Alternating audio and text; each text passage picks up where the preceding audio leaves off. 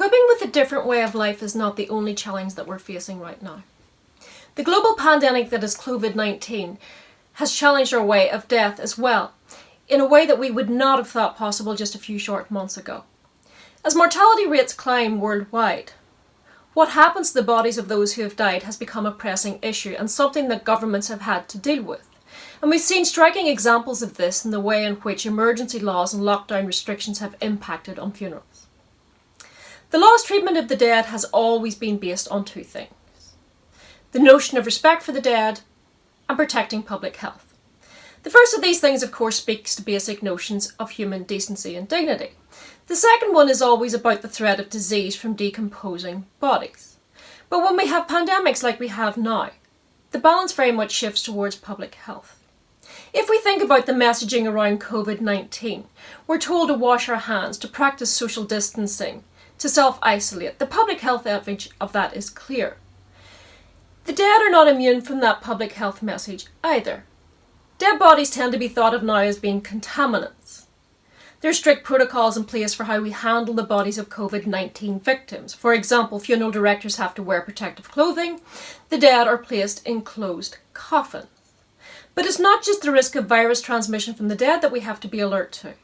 There's a risk of transmission of the virus amongst the living when they come together to mourn the dead. And that's something that's driving the restrictions on funerals. And this seems to be a very real threat. We saw an example in April of 6 people who died of COVID-19 after coming together at the same funeral in South Carolina. So funerals are still being allowed to go ahead under lockdown provisions.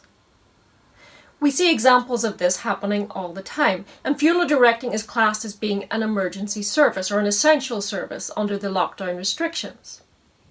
Governments worldwide are really trying to strike a delicate balance. They're trying to curb the transmission of the disease. They're trying to ensure that cemeteries and crematoria do not become overwhelmed as death rates climb, and unfortunately we have seen examples of this in Italy a few weeks back. And they're also trying to ensure that the living are able to bury or cremate their dead. When we think about funerals do a lot more than just removing bodies from the realm of the living and negating the public health risk. Funerals are important social rituals.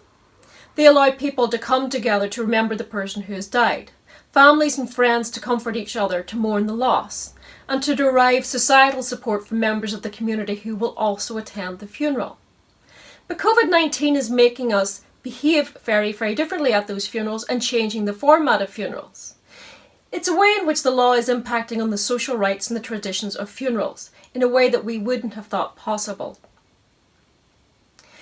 When we think about the social distancing restrictions, the restrictions on movement, we see all that impacting on funerals. A lot of countries have imposed numbers limits. For example, Spain decided to limit attendance at funerals to 5 people. France was initially talking about limits of 20 people. Ireland opted for a maximum of 10. The UK government didn't impose a numbers restriction, but it said that funeral attendance should be limited to members of the same household and immediate family. Of course, whether you look at numbers or a marker based on whose immediate family, the basic question is still the same. At a time when families are emotionally distraught, who decides who goes to the funeral and who doesn't? Small numbers, of course, make social distancing a lot easier at funerals. And that's just not to protect those who are mourning the dead, but to protect funeral directors, celebrants, cemetery and crematoria workers, those elements of the death care industry who are providing such a vital service right now. The public health narrative is a strong one, of course. But we should bear in mind that when governments are talking about protecting public health, what they're really talking about is protecting physical health. There are bigger issues, I think, around mental health and the emotional well-being of the bereaved. And this is something that both grief counsellors and bereavement charities have acknowledged already. The horrendous impact that these altered funeral rituals are having on those who have lost loved ones during the pandemic. For families, there's no chance to say a proper goodbye. A loved one who perhaps died alone in a hospital or a care home is placed in a sealed coffin. Families don't get a final chance to view the dead. There's also the fact that the basic social rituals around funerals, the holding of a wake, the shaking of hands, the comforting hug, those have all been stripped away by COVID-19 protocols and the restrictions that are being placed now on funerals. Of course, some adaptations have been made. What we're seeing now during the pandemic is a huge increase in live streaming of funerals. Again, it's another example of how technology is allowing us to stay together when legal restrictions force us apart. But for many people, it does help a little, but it's not the same thing as being physically present at someone's funeral and being able to say a proper goodbye in person. A few final thoughts then. Where are we now and what might happen in the future? Well, obviously every society prides itself on how it deals with its dead and how it treats its dead. But unfortunately, funerals are yet another one of our social rituals that we've regrettably but necessarily had to amend significantly during COVID-19. Governments are advising us and warning us that social distancing rules are going to be around for quite some time. And even as lockdown restrictions ease, I don't think we're going to see funerals returning to normal straight away. We've already seen it in New Zealand. New Zealand was quite widely praised for how it dealt with its pandemic and curbing the spread of the disease, keeping numbers under control and low number of deaths.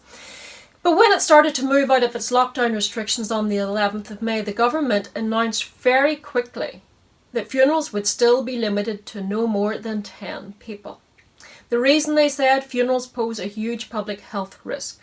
Family and close friends of the deceased will come together. They will want to hug and comfort each other, and that threatens disease transmission again. We have to accept, I think, that it may be months, maybe even years before funerals return to some semblance of normality. I don't subscribe, however, to the view, as some people have suggested, that COVID-19 funerals will become the new norm, that we'll see much smaller numbers of people going to funerals. Coming together and the communal rituals around funerals are part of our social fabric. They're part of our socio-cultural DNA. And I think they're another social ritual that we will readily embrace again once we've moved beyond living and dying in the shadow of COVID-19.